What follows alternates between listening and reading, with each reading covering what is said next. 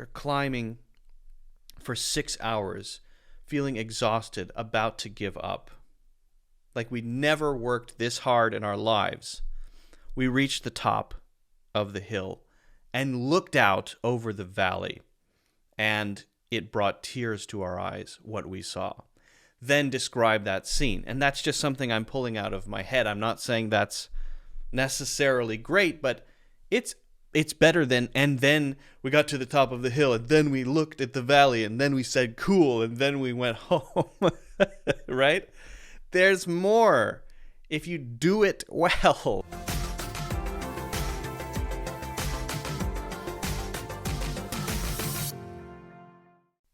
As a human, interacting with other humans, what we have that helps us get what's in our individual heads to other people is language. So when you communicate an idea to someone and they understand that idea, then things happen. Things can change. And this could be for ordinary things, right? Like, no, put the whites in the washing machine. We're doing the other ones after. Okay, that's a simple task, a daily task. You want to wash all of the white stuff separately. You need to express that somehow, okay? But this goes all the way up to inspiring a bunch of people, to the leader of a company, clarifying a vision, to politicians who can make really good speeches that rally people, that get people to support an idea. So all of this is, number one, ideas, and number two, how we communicate those ideas. The way I see this is that ideas are kind of objects that live in our heads, but they're kind of trapped there, swimming around like little fish in a fish tank. And it's learning how to communicate well that is then what we could call something like modern day magic. I mean, if I say to someone, well, I'll give an example.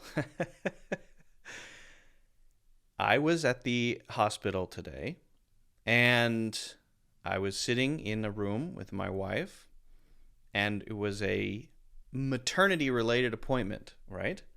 We're planning to have a child later this year, and we didn't know the gender of the baby.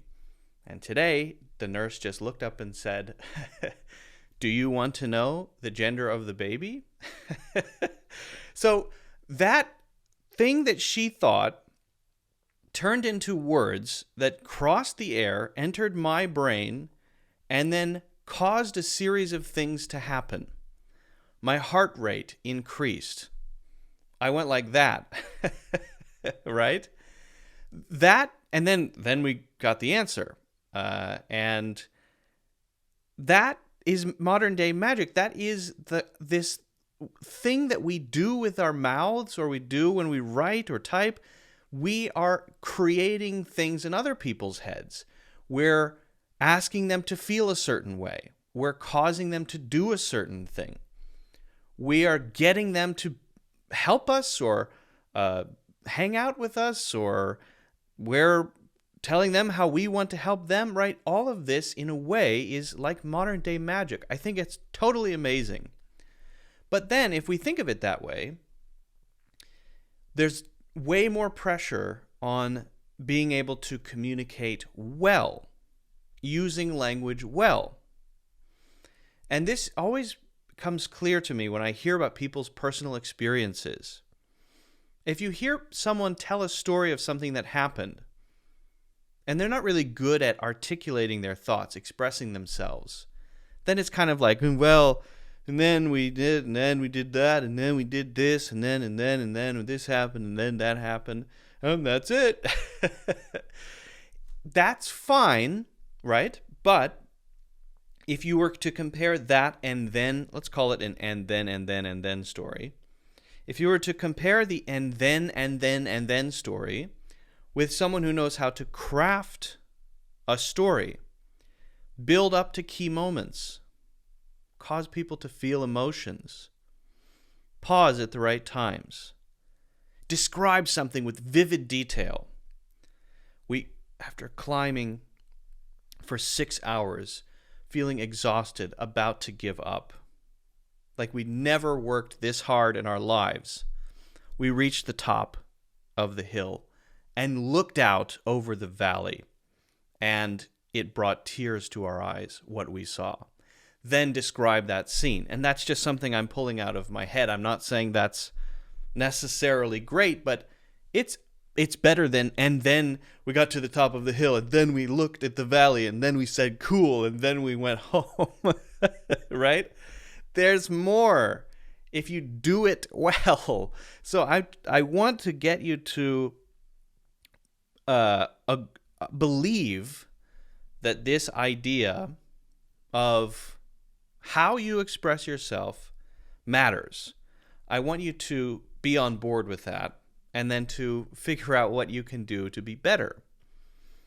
Because language is the medium, or the sort of the air around us in culture, in our daily lives. That's language.